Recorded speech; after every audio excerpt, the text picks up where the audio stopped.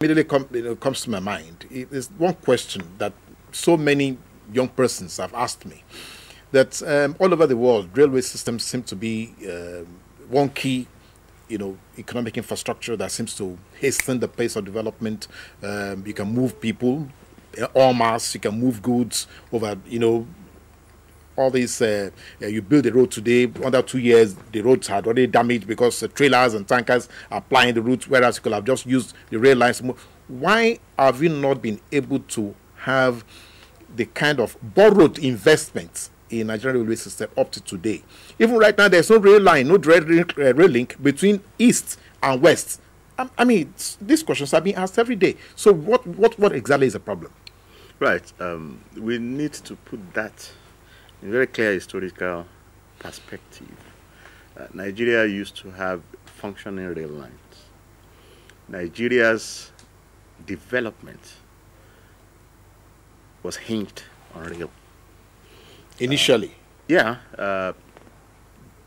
the colonial period and in the first 2 decades after independence, 70s, 80s, but yes.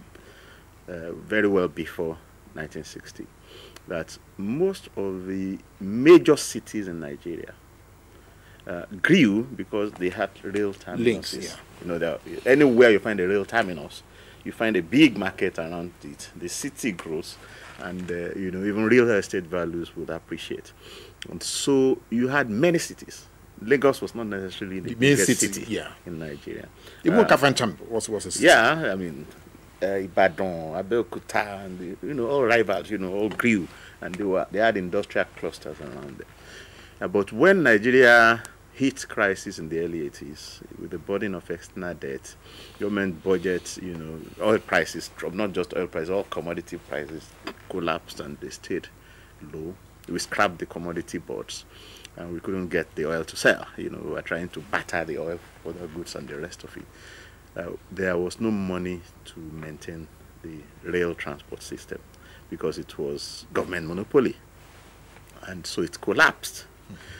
So the next 2 decades, we had to rely on trucks to move things that rail used to move. Now that stagnation lasted 2 decades, 80s and 90s. It ended in 1999. We started having money again from about 2004, 2005. It took our creditors to point out that, hey, look, you're begging for debt forgiveness, but you have unexpected exceptional income from oil exports. So why don't you just do a buyback? We did a buyback. And after we did the buyback, we had more reserves than we had before we did. That reserves peaked at about $60 billion US, around 2007, 2008. I think we should, at the time, have revisited the rail. We didn't. And we've seen crises in 2008, 2009, but the crisis had fortunately been short-lived. Reserves fell, but fortunately reserves are back nearly up to that peak again.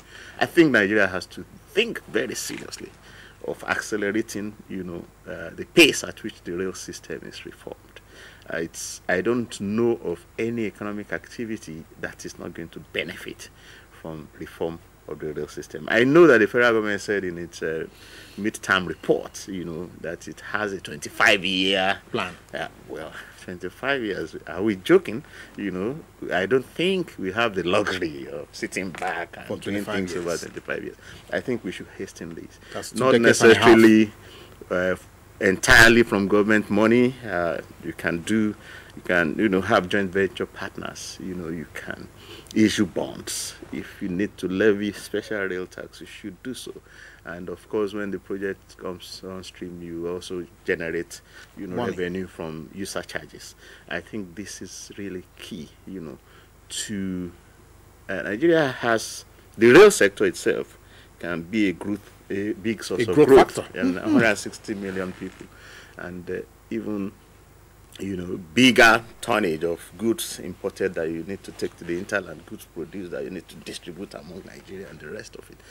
So I do think that rail in itself will be a very profitable proposition, investment proposition, but its impact on the other sectors that will be even more profound. I mean, whatever you do with agriculture, except you can evacuate the produce, in a timely fashion, much of the harvest now, get damaged. It goes to waste. By, when you try to bring them by trucks, some of the items that have very short, shelf life. Yeah. So you need to do the rail for you to see the outcome of all the policy interventions that you are making in agriculture. A functioning rail is key.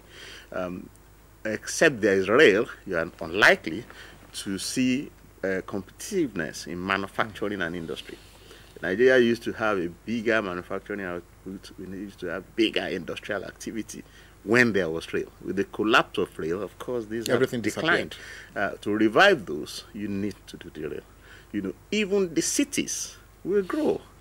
Just like you said before. New markets will open up. If you have high-speed rail, nothing stops anybody from living in Ilorin. Yes, I'm coming to work in Lagos. Coming to work and going back home. It reduces the pressure on, rent, in Lagos. It makes the wealth to be redistributed. Property will, appreciate everywhere you have. So you see development spreading. You don't have to stay in Lagos. You can stay, you can stay anywhere in the country as long as.